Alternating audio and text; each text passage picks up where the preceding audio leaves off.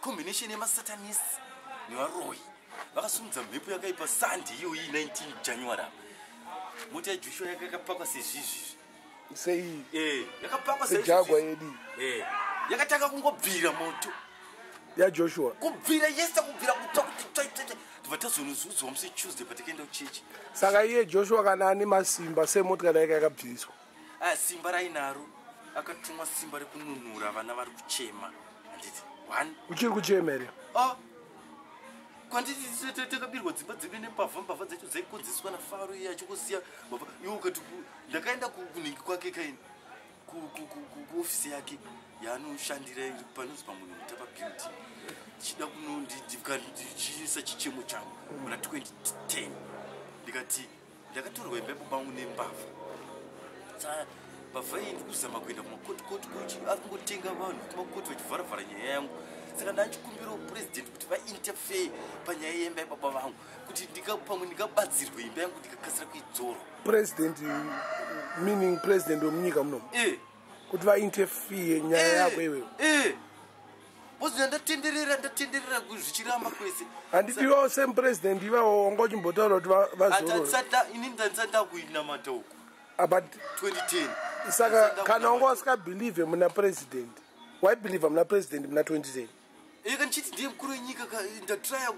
kufamba meso mapurisa makoti kuvharwa nyaya yangu ngandichimbonyora chichemo changu kupresident office chichemo kuti ini ndine nyaya yangu yakadai mapurisa ndikutraya kuti vandibatsire vari kundipezera vapuwa mari kuti vande kundivharira inini wacho ndoenda kukoti ndotraya kuti koti ndibatsire koti chine kutaura kuti dismissed application saka ndochabatsirwa nani ndakuenda kuna president saka wakatonyora tsamba yake ndakatonyora tsamba inini 2010 ndasvika pamunhu mutapa vakati chichemo chako ndechei ndikataura zvikanzi chinyora tsamba uisapo pandanyora patsamba ndaisapo zvikanzi chichakudaidza pandaenda ausati wadaidza andakatambodaidzwa because I believe it handibhelieve ini 2010 ndatori munhu aitoita zvoun'anga ndichiita zvichirepa ndichirapa wairoya ndabva ndasiya handiti zvoun'anga zvine uroyi mukati zvinoita uroyi kana ukaramba uchienda nazvo bozi zvinobvira zvine malevels zvine mastages rinotanga stage uchidzidziswa mushonga yemudumbu obva stage yemushonga wemudumbu onzi mushonga wemusana obva mushonga wemusana obva onzi mushonga wekugeza mamhepo obva mushonga wekugeza mamhepo uchienda mune muchikwira unozosvika level yekuti unovari kuti ndoda kuti undonorora musango usina kupfeka but iwe handiti utaura zvese izvo zvizvi zvokuti wakaaplya chiiti kuti uwane 2010 ibatsirwe imba yenyu yakatorwa nani mbavha iyipi imbavha ndakasiri roja renyu remunhu akatori mbavha but angasiri roja munhu akatsvagwa nevanhu vemuraini vakange vave neruchiva nepambapeda vachiona kuti pambapeda apa pasara vana vechidiki asi vanava vasigwa zvinhu zvavo nehama dzavo dzakafa saka zvavasigwa zvinhu zvavo rarangogono nejena ziri kuti vana vakadai saka vakautanga kufuridzira mhepo vapedza izvozvo vakundifuremera mhosva mhosva repo kunzi wakarepa mwana wasisi wangu chavakatanga vaita vakatanga vanyora tsamba musuggestion box vakatanzi vari kubata mwana wasisi wavo rafu zvisiri sisi wako vanga vari mupenyu kana kuti vanga vafa vari kuabhisa saka waenzanizvo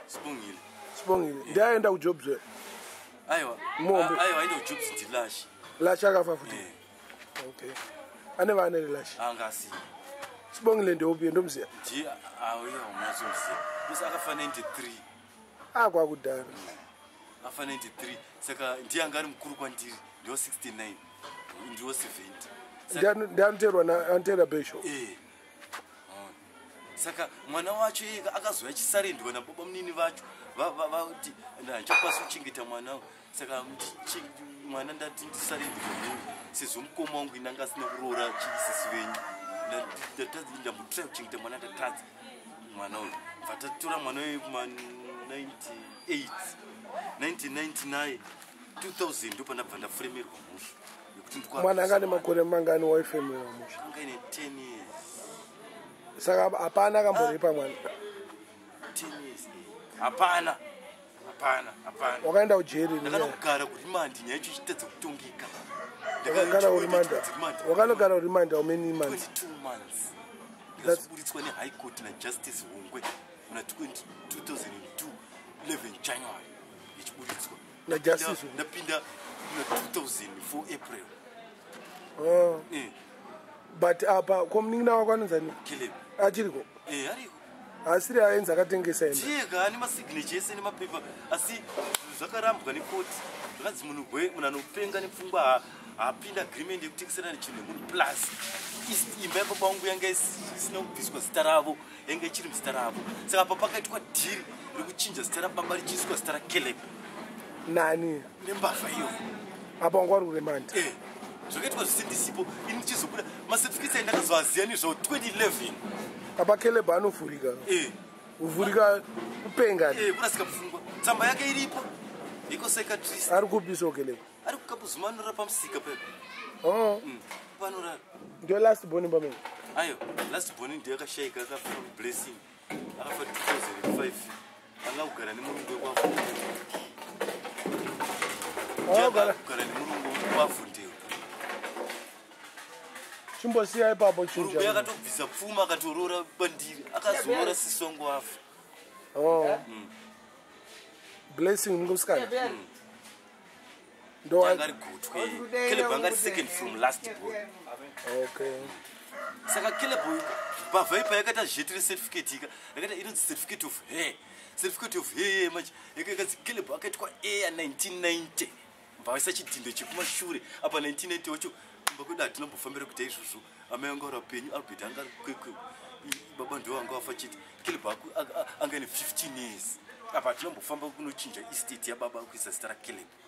saka ndo pakapusa mbavhai yakaita certificate iri muna 2005 asi bvaisa chidhindo che1990 kuti Caleb akaitwa air 1990 ndo zvakamubatisa plus chidhindo chechifake stamp asi certificate of hair original ine logo yeHigh Court of Zimbabwe logo yacho iri pamusoro ndeye High Court of Zimbabwe but ranga rakabiwa riri blank uzisa zvafanira kuba blank birth certificate ndotanga unofila ndigama yangu ndozvavanga vakaita ipapo asi imba yakatorwa aiwa yadzodzoka mandiri kakotoda ndiyo yandamirira chete iri kutobuda maimhanji kwaikoto court order inonzi High Court order inoreva kuti look apiwa imba yake back from the thug yanga yakatora imba saka court order. What's the name of the thug? What's his name? Admire Patsikadova anobva kuurungwe bavha yanetsa iyo yaindishandisira mishonga zisingaiti saka ari togara mumba mababa izvo zvaachagari makutiza nda akatora hembe dzake dzese maimo mhanzi makutyisa kugara mukadzi wacho aitoudza mapurisa patikamboenda kunoredha 3rd week yaDecember achiudza mapurisa tichiredha murume wacho achidiwa neHigh Court mapurisa atumwa nzeni amubata munhu akati kumuda kuno kuna jaji saka tasvika pamba pacho usiku tichiredha mukadzi wacho akati vhurai muhodhobhu mutarise mapurisa bva vhura zvikanzi tase hembe une hembe dzemurume ere zvikanzi hamuna vatapfurimo zvikati hamuna zvikanzi kana musina pamwe anenge achingouya kachingochinja achiuya nadzo achifamba nadzo zvikanzi aiwa akatotora hembe dzake akanditiza panapa ini handisi kutoziva kuti akaenda kupi bhozi musi akatora hembe dzake handino zvinotisa kuti akatora hembe ini akatozozvinotisa kuti atora hembe dzake atoenda anonzani zviya Admire Patsikadova mukadzi wake anonzi Fortunate Patsikadova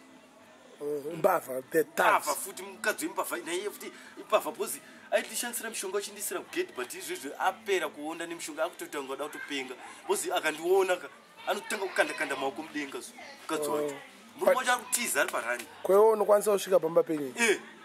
ndosvika kana chida kusvika angutema mango irikupimba kuti muwire rimwe day motaura kuti tiri kumboya mwadoro takagara pafront yard penyu patara pepa ndoti huyai togara pafront pane vanhu nemishonga handidi manje aiwa mishonga yavo hayoafekta iwewe unzwisa ikuafektani inoda kunanga inini because ndini muridzi wechii